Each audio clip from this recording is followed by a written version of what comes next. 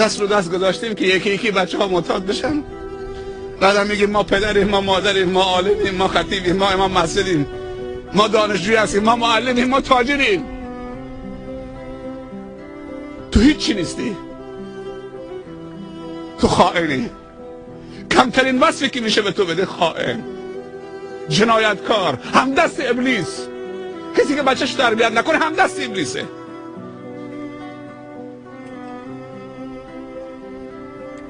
اگر همراه رسول الله باشید صلی الله علیه وسلم یک مربی خوبی خواهید شد.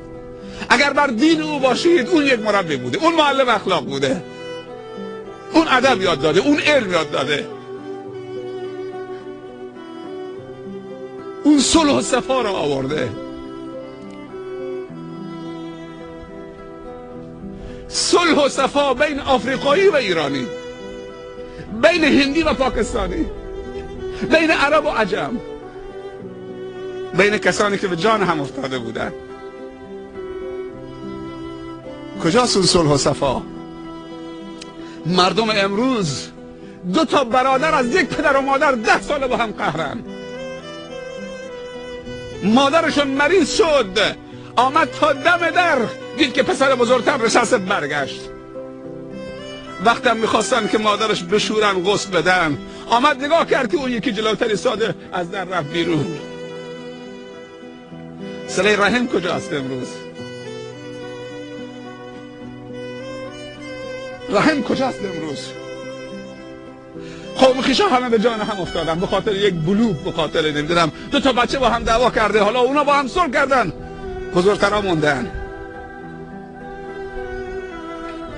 و پیامبر صلی الله علیه وسلم میفرمایند رحم انسان روز قیامت میاد اینطوری معلق میشه به عرش خداوند، میگه خدایا کسی که منو قطع کرد قطعش بکن و هر کسی منو وصل کرد وصلش بکن اینجا. رحم پایمال شده. پسر خاله دیگه احترام به خاله نمیذاره، خاله گفته جای مادر انسانه.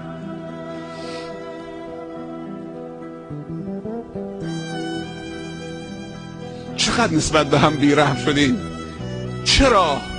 منتهای رحم خدا در امت اسلامی است و کاملترین رحم خدا، چون کاملترین دین و کتاب و علم و معلم نصیب ما شده. با کاملترین نمیخوایم خودمون رو رحم بکنیم، پس دیگه با چی میخوایم رحم بکنیم؟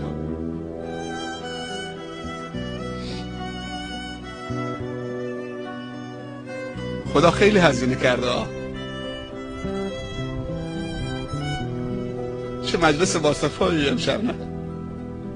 اصلا طوری شده که ما فکر نمی کردیم در آخر الزمان این عروسی مثل نماز جمعه، از نماز جمعه و عید هدف دارتر باشه. تو نماز جمعه و عید اجباری مردم میان چون نرن سخنشون میکنن.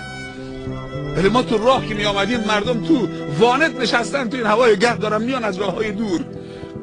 بریم که درکو اونجا یک جلسه خداییه، یک جشن خداییه، همنشینی خداییه، درد دل خداییه که ما نیاز داریم همه اینها رو.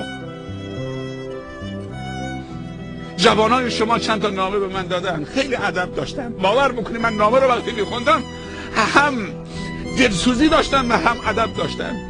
خیلی مؤدبانه نامه نوشتن.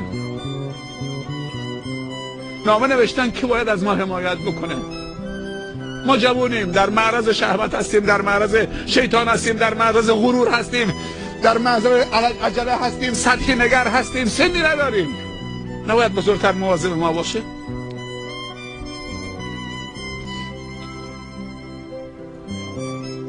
یه درخت نخل خنیزی یا خصاب آورده تو خانه کاشته، آبی که تو جزیره کمیابه با موتور میاره که این درخت نخل خوش نشه، چون خصاب میوه شیرینه،